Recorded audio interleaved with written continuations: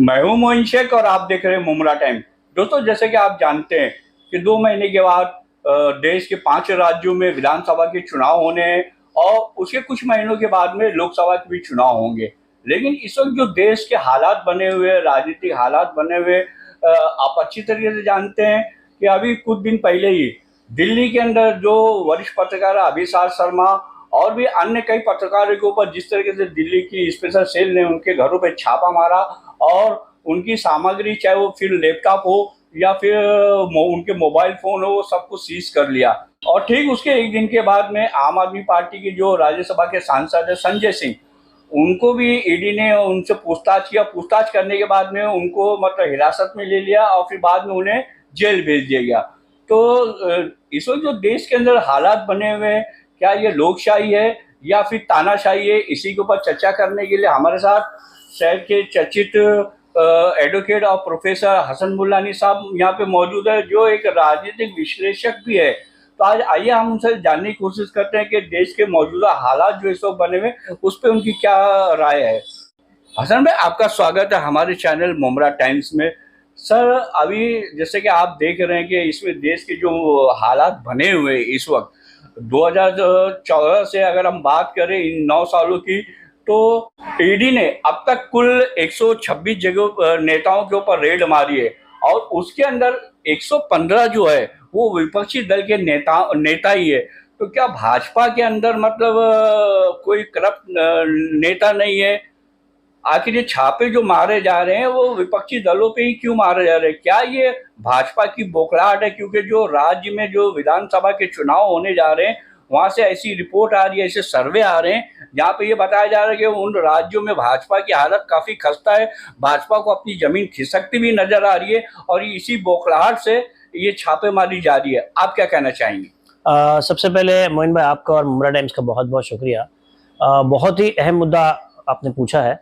मैं आपको बता दूं कि आज ही इसी हफ्ते में, आज शनिचर है, इसी हफ्ते में मोइन भाई सुप्रीम कोर्ट सर्वोच्च न्यायालय ने ईडी को बहुत बड़ी फटकार लगाई, ललकारा है कि जिस अंदाज से ईडी काम करती है, इन्फोर्समेंट डायरेक्टरेट जो काम कर रहा है, ये किसी के प्रेशर में काम कर रहा है क्या?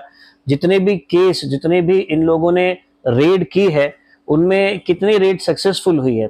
कई सारे बड़े बड़े नेताओं के, उनके परिवार वालों के, उनके घरों के औरतों के कई सारी चीजें सीज कर ली जाती है। बड़े बड़े मीडिया में, जो गोदी मीडिया है जिसे कहते हैं हम लोग, वो लोग पूरे पूरे दिन न्यूज चलाते हैं। उसके बाद जब कोर्ट में मामला आता है तो वहां हाथ में कुछ भी नहीं आता। इसी चीज को लेकर सर्वोच्च न्यायालय, सुप्रीम कोर्ट ऑफ इंडिया ने बहुत बड़ी फटकार लगाई और ये फटकार पहली बार नहीं लगी, कई बार लगी हुई है।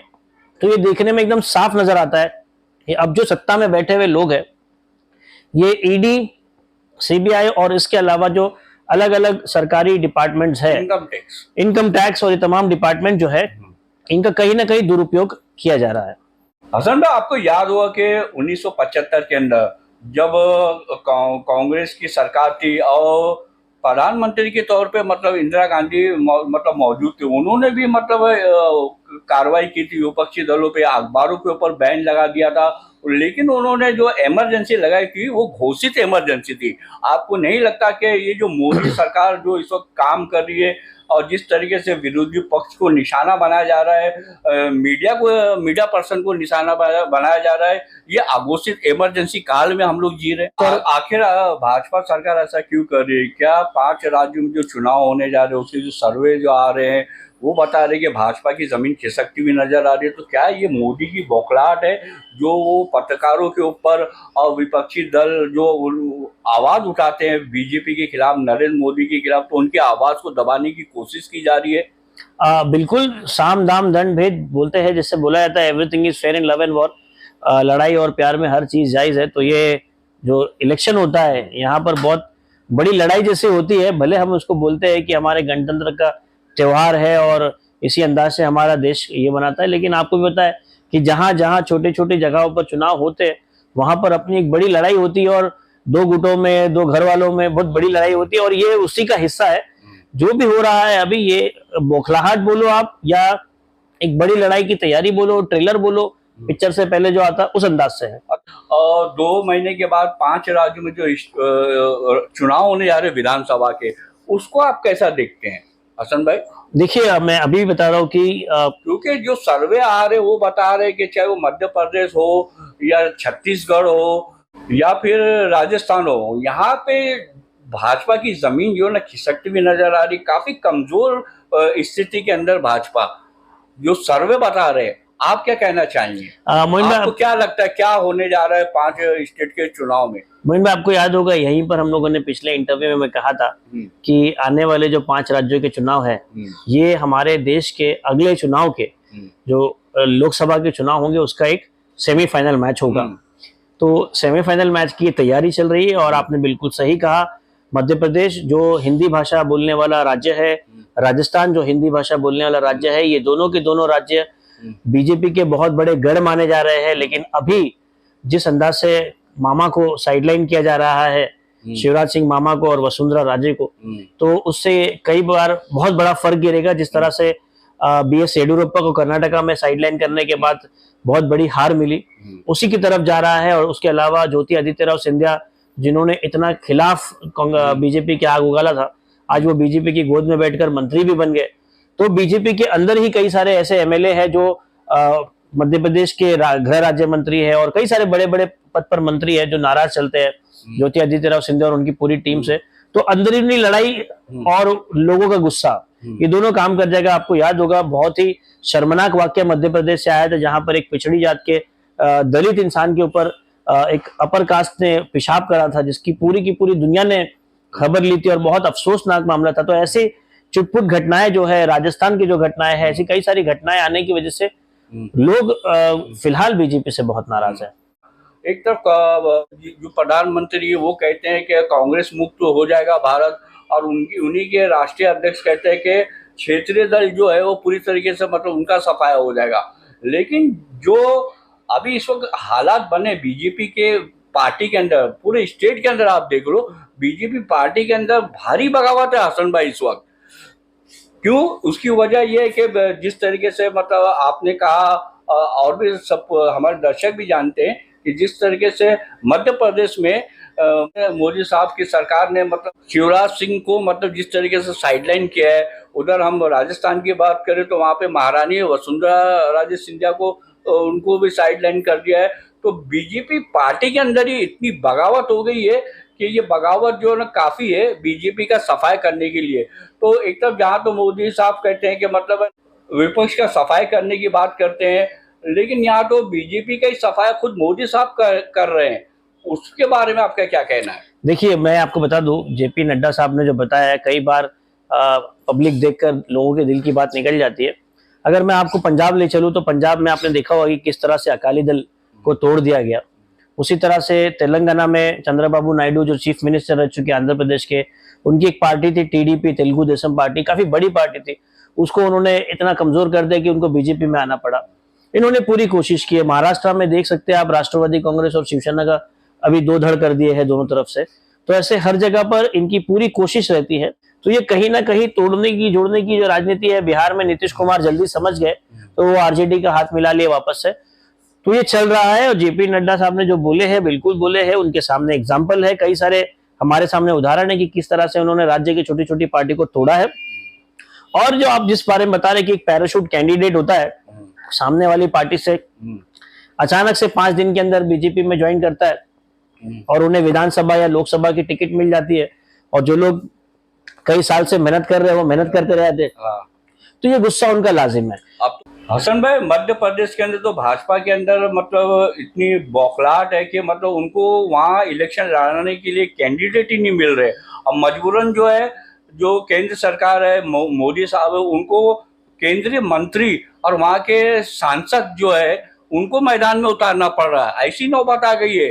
तो क्या लगता है कि मतलब बीजेपी के अंदर जो भारी बगावत है, चाहे वो मध्य प्रदेश हो, राजस्थान हो, तो ये बगावत क्या गुल खिलाएगी आगे चल के? आपको क्या लगता है? मैं आपको बता दूं कि कांग्रेस जब सत्ता में थी, केंद्र में जब सत्ता थी उनके पास, तो कमलनाथ जो मध्य प्रदेश के एक बहुत गद्दावर लीडर है और मध्य प्रदेश के अभी अध्यक्ष है कांग्रेस के, ये केंद्र में कॉमर्स और इंडस्ट्री मिनिस्टर थे, बहुत बड़े मिनिस्टर थे। और मध्य प्रदेश क्योंकि हमेशा हिंदी भाषा का एक राज्य रहा है और बीजेपी का गढ़ रहा है, यहाँ पर बीजेपी को हराने के लिए कमलनाथ ने कांग्रेस में जो AICC है, ऑल इंडिया कांग्रेस कमेटी है, वहां पर खुद बैठकर बोलते कि अगर मुझे आप जिम्मेदारी देते कि मध्य प्रदेश में चुनाव जीतना है तो मैं जिम्मेदारी लेने तैयार होगी, वहां पर बीजेपी को धोबी पटक देकर मैं सरकार बनाऊंगा। और वहां पर 3 राजा है। मध्य प्रदेश हमारे देश का दूसरा सबसे बड़ा राज्य है उत्तर प्रदेश के बाद। ज्योति राव सिंधिया जो हमारे पश्चिम की तरफ है, और मध्य प्रदेश का मध्य जो हिस्सा देखेंगे वहां पर दिग्गज राजा जिसे दिग्विजय सिंह कहते हैं, और उत्तर की तरफ है वहां पर कमलनाथ भी राजा महाराजा के घराने से है।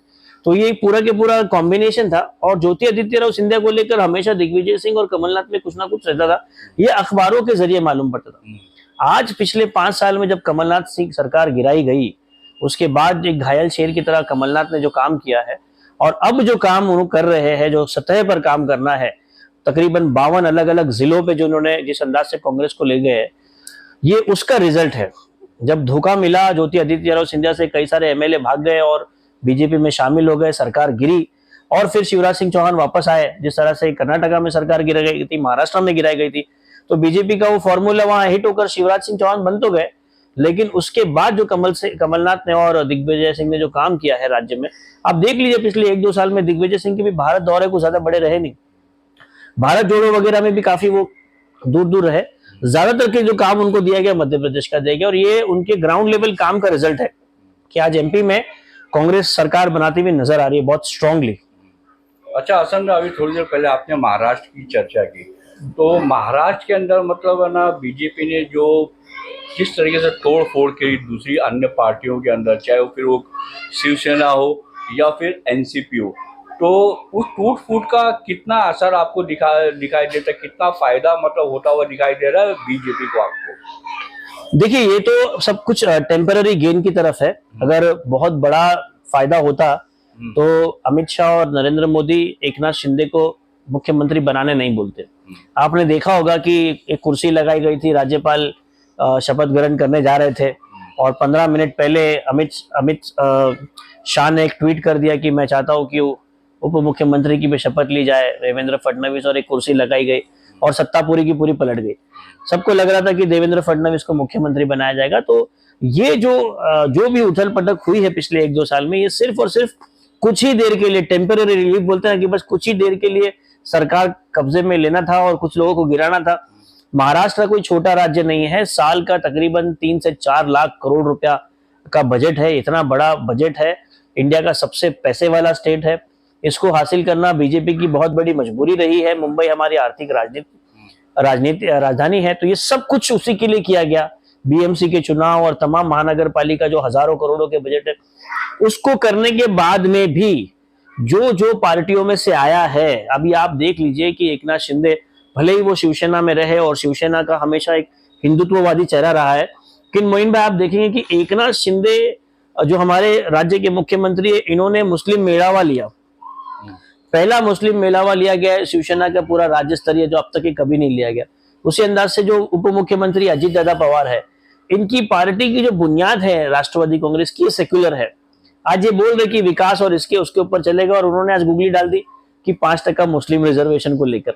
तो आप देखिए, ये लोग अपनी जो पॉकेट वोटर्स है, भले वो मुख्यमंत्री एकनाथ शिंदे रहे या उप मुख्यमंत्री अजीत दादा रहे, इनके बयान, इनके काम, इनकी जो काम जहां जहां इनकी पकड़ है, वहां पे तो बीजेपी नहीं आने वाली। तो बीजेपी को कोई फायदा नहीं हुआ सिवाय इसके कि सत्ता उनके नाम की बन गई।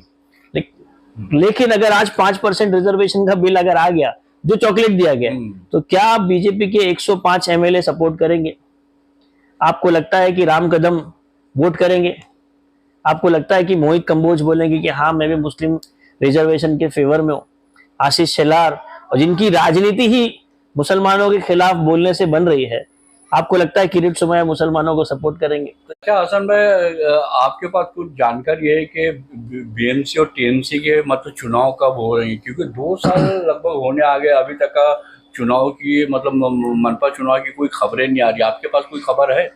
अभी 1 हफ्ता पहले की बात है, 1 हफ्ते पहले की बात है, जहां पर सुप्रीम कोर्ट ऑफ इंडिया ने OBC रिजर्वेशन को लेकर जो बात की गई थी कि OBC रिजर्वेशन को के साथ में लोकल इलेक्शन कराने, यानी महानगर पालिकाओं के चुनाव में OBC रिजर्वेशन रखना या नहीं रखना, इसकी सुनवाई 27 नवंबर पर चली गई है मोइन भाई। अभी अक्टूबर में करीबन 5 या 6 अक्टूबर को उसकी सुनवाई होनी थी, लेकिन अगली डेट 27 नवंबर मिली है।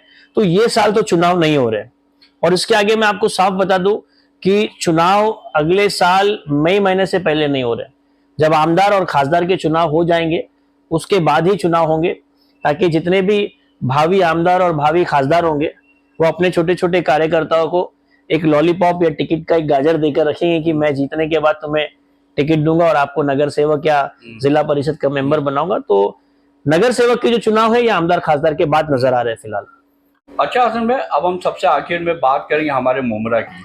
मुमरा के अंदर भी जिस तरीके से राजनीति गरमाई हुई, आप भी देख रहे होंगे कि जिस तरीके से मुमरा के अंदर जो तमाम विपक्षी दल है वो यहाँ के जो एमएलए है अवार साहब उनको जिस तरीके से घेरने की कोशिश कर रहे हैं, तो क्या लगता है कि 2024 में जो विधानसभा का चुनाव होने जा रहा है उसके अंदर अवार साहब एक बार फिर जीत के आएंगे या परिवर्तन नजर आ रहा है आपको? आपको क्या लगता है? देखिए, अभी जो हिसाब से विरोध हो रहा है, चौतरफा विरोध जिसे कहते हैं, छोटी छोटी पॉलिटिकल पार्टी जो मुमरा में है, इंडिया में कोई भी पॉलिटिकल पार्टी रहे उसकी शाख मुमरा में रहती है।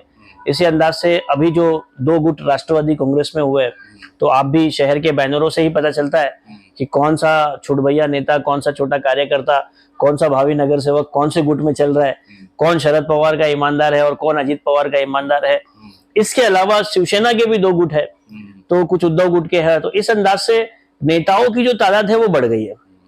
मुमरा हो या महाराष्ट्र हो, संख्या बढ़ गई है नेताओं की। हाँ, भर्ती बहुत ज्यादा हो गई है, नए नए लोग आए हैं और सबको मौका मिल रहा है। हाँ। उस अंदाज से आमदार पर, सिर्फ मुमरा के नहीं, हर जगह के आमदार पर ऐसे आरोप प्रत्यारोप हो रहे हैं। मुमरा में जितेंद्र आव्हाड वापस इलेक्शन जीतेंगे या नहीं, इसका बेहतरीन जवाब यह होगा कि सामने कौन लड़ रहा है। देखिए, एकदम साफ बात है कि सामने कौन लड़ रहा है। और पिछले मान लो अगर राजन दादा किन्ने लड़ते हैं जी, तो आपको क्या लगता है, क्या संभावनाएं नजर आती है? अब मैं आपको बता दूं कि आज ही सुनवाई होनी थी राष्ट्रवादी कांग्रेस की घड़ी चिन्ह को लेकर। घड़ी चिन्ह की जो बात है उसको 9 अक्टूबर में ढकेल दिया गया है। 2-3 दिन के बाद उसकी सुनवाई होने वाली है। घड़ी अगर चिन्ह राष्ट्रवादी कांग्रेस शरद पवार गढ़ से जाती है तो उनको बहुत बड़ा नुकसान होगा। मुमरा में जो वोटर है ज्यादातर के कम पढ़े लिखे लोग हैं, ये लोग निशान ही देखते हैं, इन्हें पूरी तरह से नाम पढ़ने नहीं आता। जो मशीनों पर नाम होता है वो मराठी में लिखा होता है, ज्यादातर मराठी बोलने वाले नहीं। बहुत छोटी छोटी बात हो रही है, हो सकता है कि ये नजरअंदाज की जा सकती है क्योंकि घर घर मशीन दौड़ाई जाती है, टेम्पररी वो एक डमी मशीन चलाई जाती है। फिर भी निशान किसको मिलेगा और कौन, अगर घड़ी का निशान अगर शरद पवार साहब को मिलता है जी, मतलब जो शरद पवार साहब की एनसीपी उसको मिलता है, तब हालात क्या होंगे मुमरा में? तो किसकी जीत होगी, राजन दादा किन्ने की या फिर अवार साहब की? अभी यही बात है आगे की। अभी अगर आप देखो तो अजीत दादा का जो गठ है वो यहाँ पर दावा ठोक कर बैठा हुआ है, और अगर अजीत दादा गठ को टिकट मिलती है तो राजन दादा जो है वो फिलहाल एकनाथ शिंदे की तरफ इंक्लाइंड है, जो बैनरों पर नजर आ रहा है। अभी तक की खुल के बात नहीं हुई है, पता भी नहीं है। तो दोनों तो नहीं लड़ सकते, किसी एक को लड़ना है, लड़ेगा एक ही। तो ये कौन लड़ेगा और मुमरा इसे एक्सेप्ट करेगा या कलवा इसे एक्सेप्ट करेगा? कोई भी लड़े, मान लो अगर राजन किन्ने लड़ते हैं या नजीम मुल्ला साहब लड़ते हैं और घड़ी का निशान अगर मतलब मिल जाता है अवार साहब की पार्टी को, तब क्या होगा? ये अभी अगर आप बात करोगे कि आज की तारीख में इलेक्शन में बात करोगे तो बहुत टफ बात है, बता नहीं सकता। लेकिन अगर हालात विधानसभा और लोकसभा चुनाव के जब नजदीक आएंगे, लोकसभा चुनाव के साथ अगर विधानसभा के चुनाव होंगे तब उसकी बात होगी। 2009 या 2014 की अगर हम बात करें चुनाव की विधानसभा की, तो लेकिन उस वक्त देश के अंदर ऐसे मौजूदा हालात नहीं थे, इतना हिंदू मुस्लिम नहीं था। लेकिन अभी जो जिस तरीके से देश के हालात बने हुए, जो हिंदू मुस्लिम हो रहा है, जो 2 समुदाय के बीच में नफरत का जहर घोला जा रहा है, ऐसे हालात में जनता जो है वो इंडिया गठबंधन के साथ में खड़ी हुई, ऐसा हमें नजर आ रहा है। और चूंकि मतलब अवार साहब एक सेकुलर नेता माने जाते हैं महाराष्ट्र के, तो क्या ये भी मतलब उनको मतलब मदद करेगा विधानसभा के चुनाव में जीतने के लिए? मदद करेगा, लेकिन मैं आपको बता दूं कि हर वोटर, जो उनकी सेकुलर छवि बनी है, हर वोटर मतलब बिल्कुल हर वोटर कहीं ना कहीं अपने क्षेत्र के मसले मसाइल को देखकर भी वोट करेगा। अगर सिर्फ हम ये सोचे कि फला शख्स इंडिया गठ का है तो उसे वोट दे दो, तो मुझे नहीं लगता कि लोग ऐसे वोट करेंगे। यहाँ के जो लोकल मुद्दे हैं, यहाँ का हॉस्पिटल प्राइवेटाइजेशन का जो बखेड़ा खड़ा हुआ है, यहाँ पे टोरेंट का आपका कहने का मतलब है कि ठीक है लोकल मुद्दे जो है जी तो मतलब आप अच्छी तरह जानते हैं कि मुमरा की जो आबादी है वो 80-85% जो मुस्लिम बहुल आबादी जी। है ना। तो क्या मुस्लिम जो है क्या बीजेपी को या बीजेपी को समर्थन करने वाली पार्टियों को वोट देगा क्या यहाँ का मुसलमान? मैं आपको वही समझाने की कोशिश कर रहा हूँ हाँ। कि 2019 में भी जब एमपी का इलेक्शन हुआ था, मेंबर ऑफ पार्लियामेंट का इलेक्शन हुआ था, तो यहाँ पर उम्मीद से ज्यादा वो डॉक्टर श्रीकांत शिंदे को मिले थे, जो साफ नजर आ रहा था कि वो नरेंद्र मोदी को सपोर्ट करने वाले हैं। हालात 2014 के बाद 19 में देखने के बावजूद भी कई हजारों वोट डॉक्टर श्रीकांत शिंदे को मिले थे, और वो नरेंद्र मोदी या देश के हालात को देखकर नहीं होते, वो एकनाथ शिंदे और श्रीकांत शिंदे के ताल्लुकात और पार्टी के कार्यकर्ताओं को देखकर होते। मैं आपको वही बताने की कोशिश कर रहा हूँ कि बिल्कुल देश के जो केंद्र स्तरीय मुद्दे हैं, राज्य स्तरीय मुद्दे हैं, ये बिल्कुल रहते हैं, लेकिन हमारे देश का हमारे मुमरा शहर का 80-85% मुसलमान क्या देश के सारे मसलों से वाकिफ है? क्या वो महाराष्ट्र के मसलों से वाकिफ है? अगर आप राह चलते गुलाब पार्क मार्केट में खड़े होकर किसी दो मुसलमान को भी खड़े होकर पूछेंगे कि बताइए दो बड़े मुद्दे महाराष्ट्र के अभी क्या है, तो वो नहीं बता पाएंगे।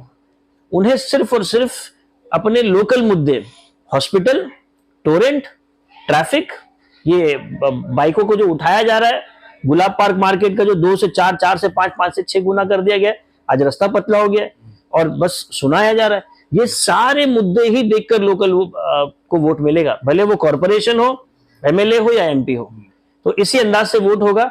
और बाकी राज्य के जो मुद्दे हैं तो वो तो बड़े बड़े नेता लगाएंगे, लेकिन मुमरा जो वोट करता है वो हमेशा लोकल मुद्दों पर वोट करता है।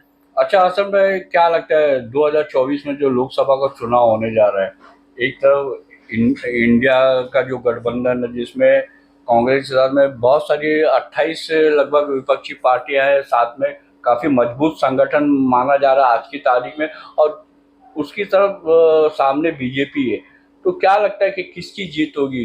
क्या एक बीजेपी एक बार फिर सरकार बनाएगी 2024 में और मोदी साहब प्रधानमंत्री बनेंगे, या सत्ता परिवर्तन होगा? क्या लगता है? ये आने वाले 3 महीने तय करेंगे। ये जो सेमीफाइनल है, मध्य प्रदेश, राजस्थान, छत्तीसगढ़, ये जो 3 बड़े चुनावी राज्य है, इसके साथ मणिपुर और तेलंगाना, ये 5 राज्यों से तय हो जाएगा। और मैं फिर से बता दूं कि छत्तीसगढ़, राजस्थान और मध्य प्रदेश, ये 3 राज्यों में सेमीफाइनल मैं इसलिए कह रहा हूं क्योंकि ये हिंदी बोलने वाले लोग हैं।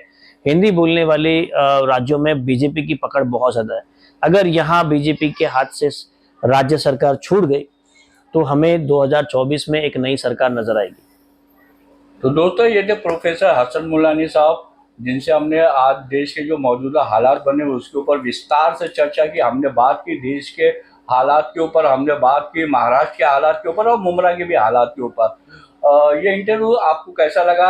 आप अपनी राय जरूर हमें बताएं कमेंट के जरिए, हमें इंतजार रहेगा। तो इसी तरह की खबरों को देखने के लिए सब्सक्राइब करें मुमरा टाइम। तो फिर मिलते हैं एक नई खबर के साथ, तब तक अपना ख्याल रखें, सुरक्षित रहें। जय हिंद, अल्लाह हाफिज।